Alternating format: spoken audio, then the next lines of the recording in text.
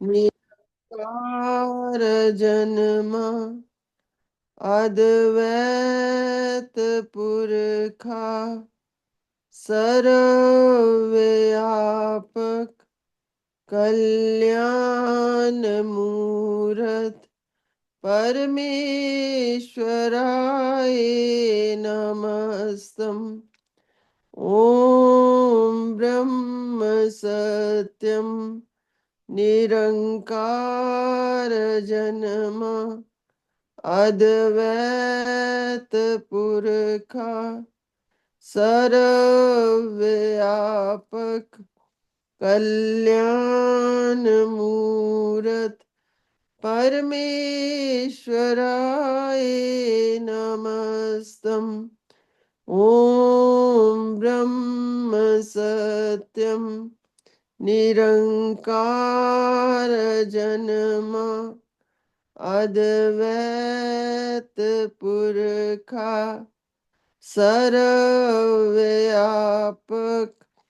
कल्याण मूरत परमेश्वराय नमस्तम। परमेश्वराय नमस्तम। परमेश्वराय नमस्तम। ओम ब्रह्म सत्यम सर्वधा। ओम ब्रह्म सत्यम सर्वधा। ग्रंथ श्री समता विलास, समता आनंद की अलोप अवस्था के पश्चात ईश्वर भक्ति की प्राप्ति। पेज नंबर 43 और वचन नंबर 39। ईश्वर भक्ति की प्राप्ति। सदगुरुदेव महात्मा मंगत राम जी महाराज हम सभी के लिए इस वचन में समझा रहे हैं, जिस वक्त इस संसार को दुख रूप करके जाना और अपनी देह को नाश करके जाना और संसारी पदार्थ सब छिनकारक सुख में देखे, छिन कारक सुख में देखे और अहम विकार अज्ञान से मन को निर्माण भाव की तरफ लगाया, तब ईश्वर भक्ति जो परम प्रकाश समता का स्वरूप है उसको प्राप्त हुआ और कर्तापन अंधकार से मुक्त हुआ। यह ही अवस्था समता आनंद अनुभव की है। इसको प्राप्त होकर जीव द्वंद्व विकार से मुक्त हो जाता है और शब्द स्वरूप नारायण को अपने अंतर विखे प्रकट देखता है और उसमें लीन हो जाता है। श्री महाराज जी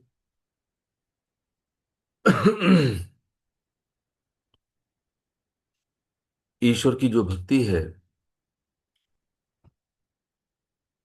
उसके लिए सबसे पहले भक्ति कहते हैं, भक्ति आती है भाव से। परमपिता परमेश्वर के प्रति जो मेरा भाव है वह भाव मेरा आज तक बना नहीं। क्यों नहीं बना? क्योंकि मैंने आज भी इस संसार को दुख रूप करके जाना ही नहीं है। और संसार दुख रूप है क्योंकि देह नाशवान है। जब मेरी देह ही दुख रूप है, देह से ही दुख उपज रहे हैं, तो देह से संबंधित जितने भी सुख हैं वह दुख ही हैं। लेकिन आज भी मेरा भाव, भाव कहते हैं भाव, भक्ति से पहले का बिंदु है, वो भाव आज भी मेरा संसार के प्रति है,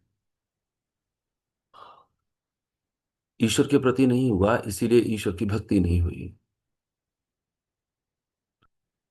क्योंकि जितने भी संसारी पदार्थ हैं, चाहे वो मेरी देह से संबंधित हों या मेरे नाते रिश्तों की देह से संबंधित हों, उन सभी सुख कारक जो संसार है वो मुझे प्रतीत होता है। वो मुझे छिनकारक सुख नहीं बल्कि स्थायी और चिर सुखदायक लगता है, और उसी सुखदायक संसार में मैं जीवन को व्यतीत करता हूँ। मेरी जीवन में बहुत सारी इच्छाएं होती हैं और उन इच्छाओं को लेकर के मेरी मेरी जीवन की क्रिया चलती रहती है।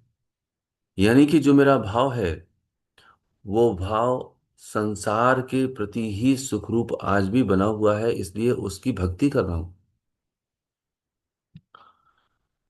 विषय दास के लिए जो इतना ज्यादा महत्वपूर्ण है कि ईश्वर की भक्ति, वो भक्ति का मतलब है कि मेरा भाव प्रकट हो जाए।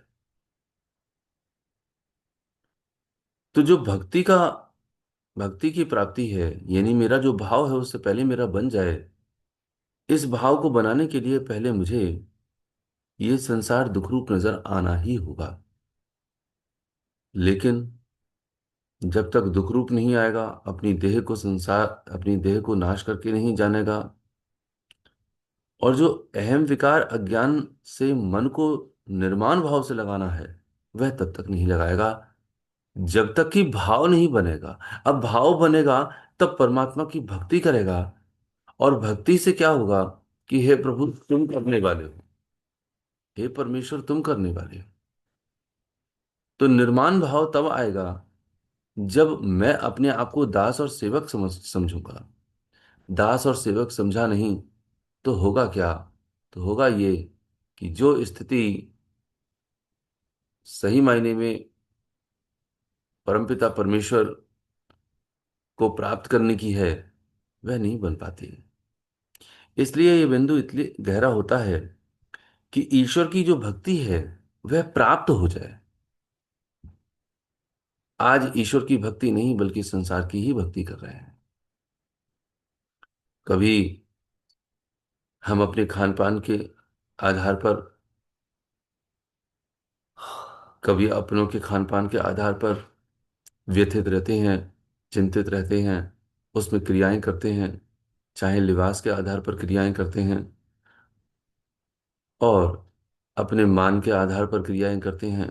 हम बने रहें, इस आधार पर क्रियाएं होती हैं, हमारा परिवार बना रहे। तो जो श्री महाराज जी कहते हैं, तब ईश्वर की भक्ति जो परम प्रकाश समता का स्वरूप है उसको प्राप्त होगा। जब तक संसार की भक्ति करेंगे हम, तब तक हमारे लिए वह समता आनंद जो परमेश्वर का स्वरूप है वह प्राप्त नहीं होता। जो अवस्था निर्माण भाव से परमपिता परमेश्वर को कर्ता जान करके परमेश्वर की शरण में जाया जाता है, वो अवस्था इसी संसार के सारे पदार्थों को इकट्ठा करने और इन्हीं संसार के लोगों को मनाने में, लोगों को खुश करने में, उनके साथ आत्मीयता का संबंध बनाने में कैसे हो सकती है? वो तो सारे के सारे नाते और रिश्तों के लिए त्यागने की बात कर रहे हैं, अंतर्मन से। बाहर से कर्तव्य कर्मों का कार्य करने को है। लेकिन हमने आत्मीय भाव से नाते और रिश्तों को बनाने और उनके संबंधों को जोड़ने की बात करी है आज तक, क्योंकि वो संसार की भक्ति कर रहे हैं हम। तो जो विषय है ईश्वर भक्ति, उसका पहला जो वचन है, उस वचन को समझने की हम और इस पर मनन करने की कोशिश करें कि भक्ति हमने आज तक ईश्वर की है, या भक्ति हमने संसार की है। सांसारिक स्तर पर जो देह है, जो नाते हैं और जो वस्तुएं हैं, उनकी की है। तो भक्ति तो पता चलेगा कि हमारे लिए हमने ईश्वर की नहीं की। तो भक्ति की कैसे प्राप्ति हो? तो वो प्राप्ति के लिए सबसे पहले है कि संसार को दुख रूप समझा जाए, क्योंकि देह ही नाशवान है, वह ही दुख रूप है। और जितने ही पदार्थ इस संसार के हैं जो शरीर से संबंधित हैं, वह भी छिनकारक हैं। वह मेरे स्थायी और चिर नहीं है, अर्थात लंबे नहीं है। वो पल पल विखे बदल रही है वो। तब श्री महाराज जी कहते हैं, ये अवस्था जो समता आनंद के अनुभव की है, उसको इसको प्राप्त करके जीव द्वंद विकार से मुक्त हो जाता है। ये जो द्वंद है मेरा लगा हुआ, कि संसार में सुख है, ईश्वर में सुख है, ये जो द्वंद है वह स्थायी होता है। इसको कहते हैं कि ईश्वर में ही परम सुख है। ये द्वंद विकार खत्म हो जाता है। मेरी अपनी कोई सत्ता है यह, या ईश्वर की सत्ता है ये द्वंद विकार खत्म हो जाता है। तब उसे समझ में आ जाता है कि हाँ, ईश्वरीय सत्ता ही मुख्य है, वही मेरा असली ठिकाना है, मैं उसी का ही अंश हूं। इसलिए मेरा कोई अस्तित्व नहीं है, ईश्वर का ही अस्तित्व है। तो जो शब्द स्वरूप नारायण है वह उसके अंतर्विखे प्रकट हो जाता है, अर्थात आत्म साक्षात्कार हो जाता है, और उसी में वह लीन। वह मतलब मैं, मतलब जीव, मतलब बुद्धि।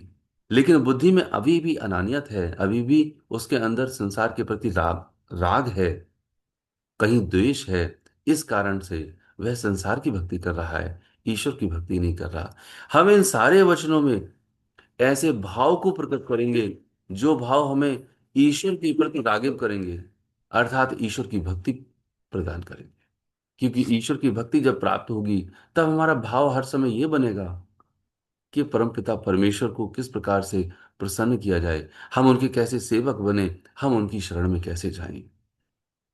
श्री महाराज जी 40वें वचन में पेज नंबर 43 पर कहते हैं, समझाते हैं कि ये जो कर्तापन अभिमान अति कठिन है, मूर्ख जीव बड़े यत्न करके भी कर्मों का अभिमानी होकर दुख व सुख द्वंद्व को ग्रहण कर लेता है।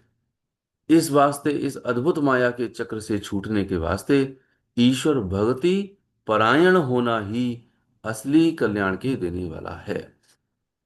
जब तक ईश्वर की भक्ति को धारण ना करे तब तक असली प्रेम को प्राप्त नहीं हो सकता, जो आनंद का स्वरूप है।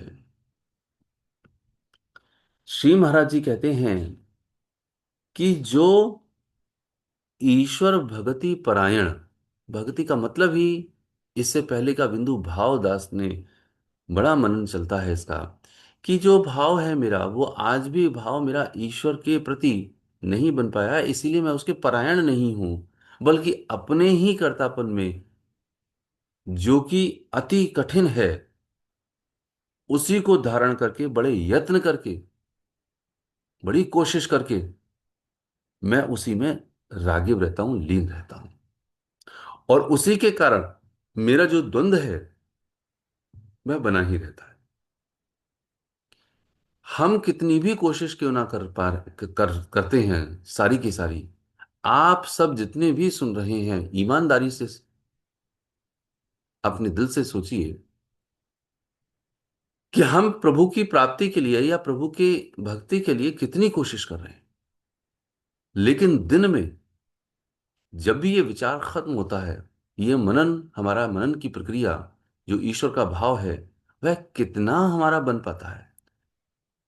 हमारे लिए नाते रिश्ते संबंध से ये सुख, ये वैभव, ये दुनिया, ये सारी की सारी हमारे सामने खड़ी हुई है, और हम उसमें कहीं ना कहीं यत्न कर ही रहे हैं। जिस तरीके से यत्न हम संसार में कर रहे हैं, क्या हमने उस तरीके से परमपिता परमेश्वर के प्रति शरणागत का भाव, जो परायणता का भाव है, जो ईश्वर के प्रति जो हमारा अपना सेवक का भाव है, क्या हमारा आ पा रहा है?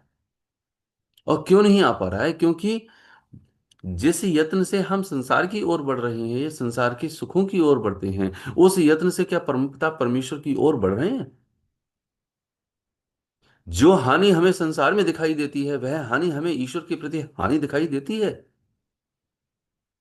जो वक्त हमें संसार के प्रति, कोई सर्विस है, कोई बिजनेस है, कोई घर गृहस्थी है, वहां पर हमें वो हानि दिखाई देती है कि अगर मैं ये नहीं करूंगी, ये मैं ये नहीं करूंगा, तब मुझे वो हानि दिखाई देती है। क्या हमें ईश्वर के प्रति हानि दिखाई देती है कि यदि हम नहीं करेंगे तो फिर हमारा काम बिगड़ जाएगा? तो वो जो कर्तापन का भाव है, बड़े यत्न करके हम इस संसार में धारण ही कर रहे हैं लगातार। इसकी मनन प्रक्रिया इतनी गहरी है ही नहीं कि वो जो सुख और दुख है वह परम सुख में, अर्थात ईश्वर के प्रति रागिब हो जाए, जिसको कहते हैं कि जो ईश्वर भक्ति की परायण होना असली कल्याण के देने वाला है वह मेरे लिए हो जाए। मेरा कल्याण केवल परमपिता परमेश्वर की शरण में है। जो मेरा भाव बन जाए वो भाव मेरे लिए परमेश्वर का बन जाए, ये नहीं आया। क्यों नहीं आया? इसीलिए नहीं आया क्योंकि आज भी मैंने अपने सारे के सारे सुख ईश ईश्वर से अलग होकर के देखे हैं और समझने की कोशिश की है आज तक। इसीलिए जो कर्तापन अभिमान है वह अति कठिन है, यह सरल नहीं है। इस दुनिया में, इस पूरी सृष्टि में मेरा अस्तित्व है, यह हमारा अति मूढ़ कर्तापन है। यानी मेरा अस्तित्व है, मैं बना हुआ हूं। वो कहते हैं जब तक तू बना हुआ है तब तक परमपिता परमेश्वर कैसे हाजिर हो जाएगा।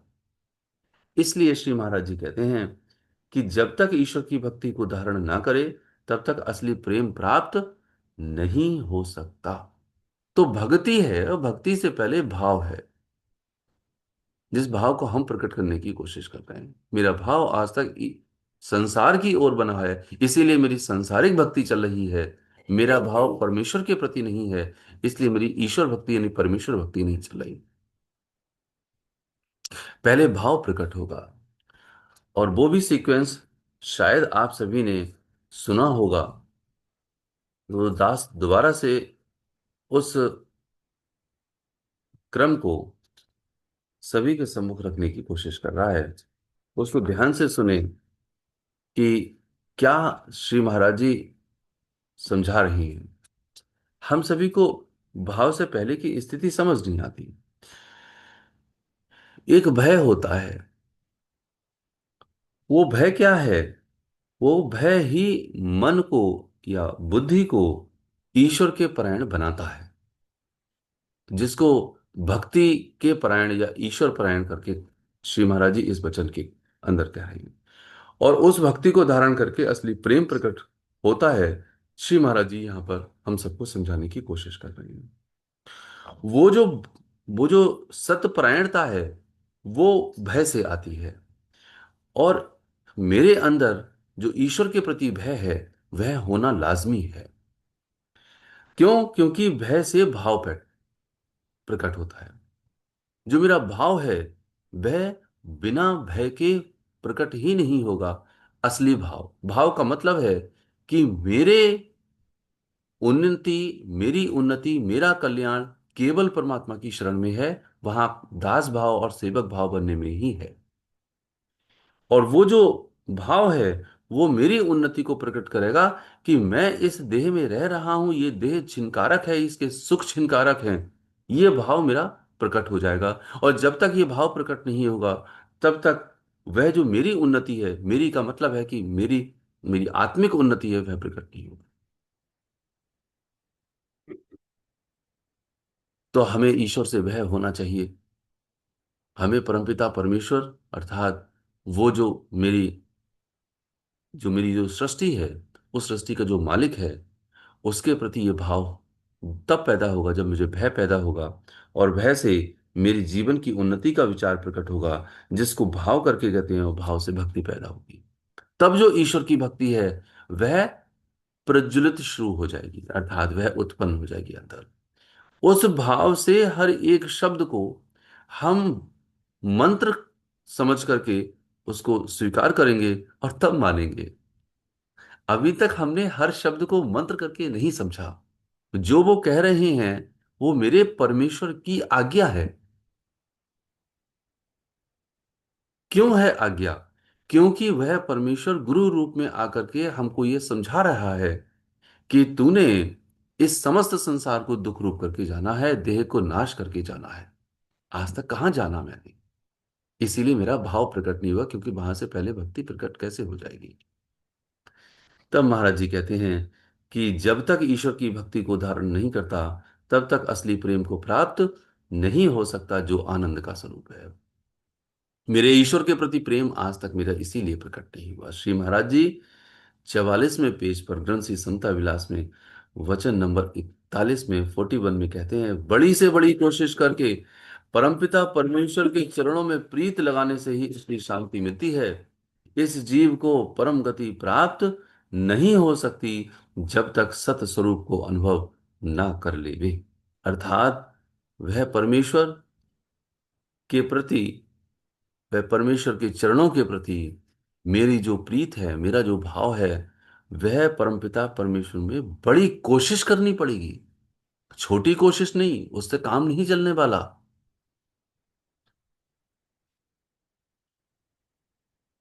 मैं तो छोटी छोटी कोशिश करके संसार की किसी वस्तु को प्राप्त नहीं कर पाता। तो परमेश्वर की जो भक्ति है, परमेश्वर में जो प्रीत है, उनके प्रति जो प्रेम है, वह कैसे प्राप्त हो जाएगा जब तक मैं बड़ी से बड़ी कोशिश नहीं करूंगा। इसीलिए हर एक क्षण मुझे ये विचार करना होगा कि जो मेरे अंदर भाव हैं, मेरी कामना के, मेरी इच्छाओं के, वह कहाँ कहाँ विद्यमान हैं, वह कहाँ कहाँ मेरे अंदर छिपे हुए हैं। और जब तक मैं उनको इस तरह से बाहर नहीं निकालूंगा, तब तक मेरी जो ईश्वर की भक्ति है वह शुरू नहीं हो सकती। भगवान कृष्ण हम सभी के लिए एक श्लोक में इस बात को समझाने की कोशिश कर रहे हैं कि ये जो मेरी मेरी जो इच्छाएं हैं, मेरी जो कामनाएं हैं, जो संसार के प्रति लगी हुई हैं, वो वो ज्यादा ऊपर हैं। और मेरा जो ज्ञान है, वह ज्ञान मेरा छुपा हुआ है। ये तीसरे अध्याय के 38वें श्लोक में एक बड़ा अच्छा श्लोक है, जिसमें कहते हैं, धूमेन आवृति बाहिना यथा आदर्श मलिन चा यथा उल्वेन आवृतः गर्भः तथा तेन इदम आवृतम। जिस प्रकार धुएं से अग्नि छुपी रहती है, मैल दर्पण से छुपा रहता है, ठीक उसी प्रकार जेर से गर्भ भी ढका रहता है। ये उदाहरण हम सबको समझ में आते हैं, लेकिन यह समझ नहीं आता ठीक वैसे ही कामनाओं के द्वारा यह ज्ञान छुपा रहता है। जो अंत में बात कही, तेन इदम आवृतम, अर्थात वो जो आवरण है, किसका? ये जो माया का आवरण है, ये माया का आवरण ऊपर है, और मेरा जो ज्ञान है वह नीचे है। मेरी जो सोच है, मेरी जो समझ है, मेरी जो बुद्धि में विवेक है, वह मेरा विवेक उन कामनाओं के अंदर है। इसीलिए मैं बार बार उसका भेदन नहीं कर पा रहा हूं। श्री महाराज जी चोट पहुंचा रहे हैं लगातार इस चीज के लिए। धुएं को फाड़ करके वह अग्नि, जब हम वायु का वेग करते हैं तो वह अग्नि प्रज्वलित हो जाती है। जब हम मैल को साफ करते हैं, वह शीशा साफ नजर आ जाता है, जिसको दर्पण करके कह रही है। वो जो जेर है, जिसमें गर्भ छुपा हुआ है, जब वक्त आता है तो सारी की सारी जेर को खत्म कर देते हैं, और वह जो गर्भ में शिशु पल रहा है, वह बाहर आ जाता है। लेकिन आज भी वह जो ज्ञान है मेरे अंदर, जो हम सब समझ रहे हैं, इस समय सब समझ रहे हैं, हमारे अंदर वो चीज आ रही है कि हाँ, वास्तव में बात बिल्कुल सही है। लेकिन लेकिन जो महर्षि एक बार समझा रहे थे बड़ा अच्छा, कि एक तालाब में यदि काई है, उस काई में जब हम या कोई भी मनुष्य कोई पत्थर फेंकता है, तो जिस जगह पत्थर फेंका जाता है, उस जगह पर वह काई हट जाती है, तितर बितर हो जाती है। लेकिन हम कुछ ही क्षणों के पश्चात देखते हैं कि वह काई स्वतः धीरे धीरे मिल जाती है। जहां पत्थर पड़ा था, हमको कुछ समय के बाद पता ही नहीं चलता कि पत्थर पड़ा कहाँ था।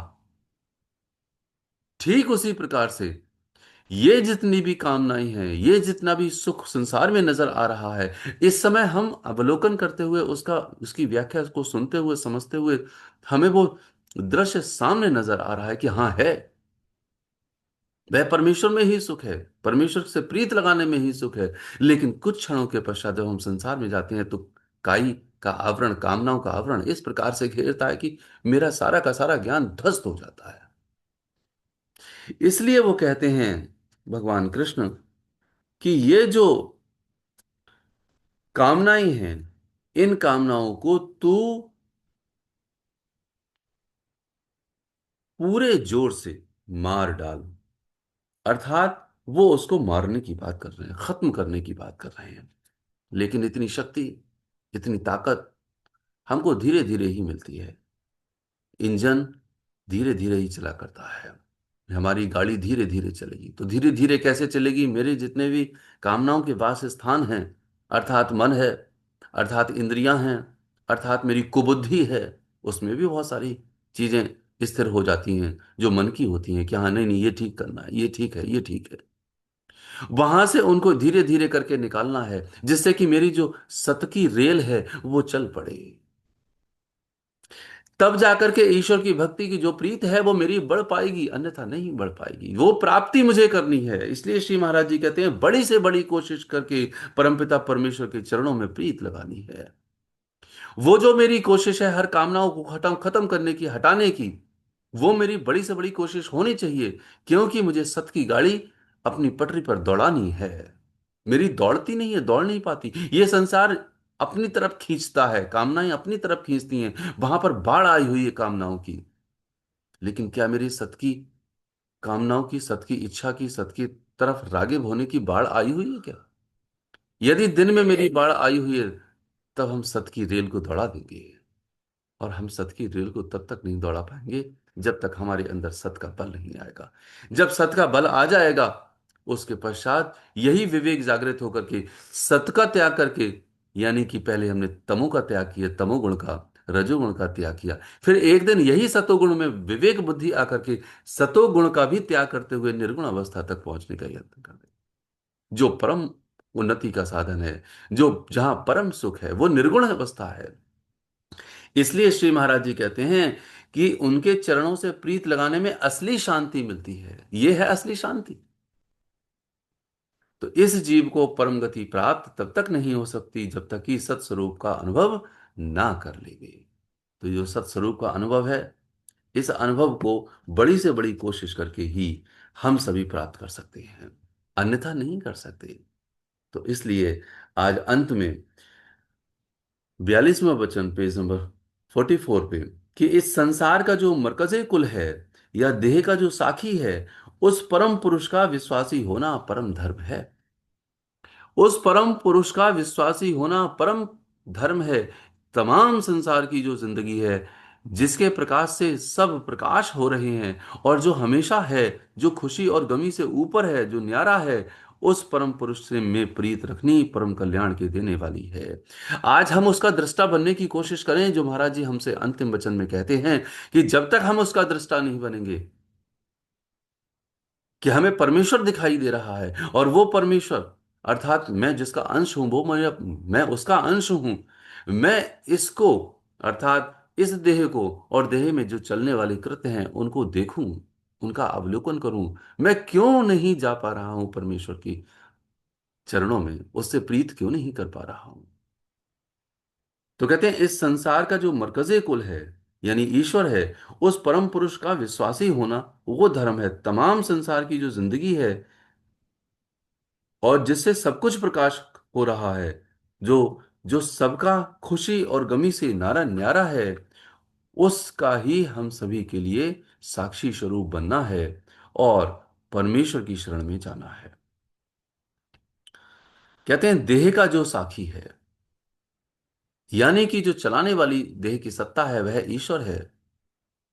मैं इस देह को देख रहा हूं, स्वप्न में भी देख रहा हूं कि कहां पर मेरा, मैं कहां पर हूं। इस दिवा स्वप्न जब हम जागते हैं उसमें भी मैं देख रहा हूं कि मैं क्या कर रहा हूं। और जिस क्षण हम गहरे स्वप्न में होते हैं जहां पर कोई सपना नहीं होता, उस समय भी मैं विद्यमान रहता हूं और मुझे लगता है कि हाँ वास्तव में मेरी गहरी नींद हो गई। तो इसका मतलब मैं साक्षी हूं, मैं साक्षी हूं। तो मैं इस बात का साक्षी क्यों नहीं बन रहा आज तक कि मैं परम पिता परमेश्वर से प्रीत क्यों नहीं लगा पा रहा? तो वो जो कह रहे हैं कि संसार का जो ईश्वर का जो संसार का जो मालिक है या देह का जो मालिक है, उस परम पुरुष का विश्वासी हो, ये मेरा धर्म है। यानी कि मेरी हर क्षण में मेरा अवलोकन किया जाए, मैं अपना अवलोकन करूं कि कहां मैं गलत जा रहा हूं, कहां मैंने पाप किया, या यूं कहें सीधी भाषा में, कहा मैं परमेश्वर से जुदा हुआ। जहां मैं जुदा हुआ, जहां मैं अलग हुआ, वहां मैंने पाप कर दिया। यह साक्षी बनना है मुझे परमेश्वर का। अपने कर्तव्य कर्मों को ठीक तरीके से करना है, लेकिन हर पल ये विचार विचार करना है, वैचारिक बुद्धि से मनन करना है, मनन के प्रक्रिया में रखना है, परमेश्वर के मंत्र के साथ रहना है, परमेश्वर के याद के साथ रहना है कि मैं परमेश्वर का अंश हूं। ये देह मुझे इस वास्ते मिली है कि परमेश्वर से प्रीत हो जाए, ये संसार से मेरी प्रीत हट जाए। जिस संसार की मैं भक्ति आज तक करता आया हूं, आज तक कर भी रहा हूं, मैं आज से भक्ति ना करूं। मैं परमेश्वर की भक्ति करूं, मैं ईश्वर की भक्ति करूं, संसार की भक्ति ना करूं। तब वो कहते हैं कि देह का साखी है, उस परम पुरुष का ही विश्वासी होना मेरा धर्म है। बाकी मेरा और कोई धर्म नहीं है। मेरे कर्तव्य जुड़े हुए हैं, वहां मैं निरासक्त भाव से करने का यत्न करूंगा, लेकिन मेरा कोई कर्तव्य नहीं है। परम कर्तव्य सही मायने में मेरा परमेश्वर के प्रति प्रीत लगाने से है। ये जो तमाम संसार की जिंदगी है, ये सब जिया जंत जो चल रहे हैं, इन सब में जो प्रकाश है भी मेरे परमेश्वर का अंश है। तो मैं उनकी उनकी जो सेवा करूं, उनके प्रति जो मेरा भाव प्रकट हो, वह भाव मेरा परमेश्वर के प्रति प्रकट हो कि ये मेरे परमेश्वर का दिया हुआ मेरा कर्तव्य है। उस कर्तव्य को करता हुआ परमेश्वर के चरणों में मेरी प्रीत लग जाए। इस तरीके से जब हम करेंगे, तब श्री महाराज जी कहते हैं कि वो जो सबसे न्यारा है, वो जो सबका कल्याण करने वाला है, वही हमारे अंदर स्थिर हो जाएगा, और हम परम पिता परमेश्वर की जो ईश्वर की जो भक्ति है, वो हमारे अंदर दृढ़ हो जाएगी, जिससे कि हमारा कल्याण होगा। ओम ब्रह्म सत्यम सर्वधा।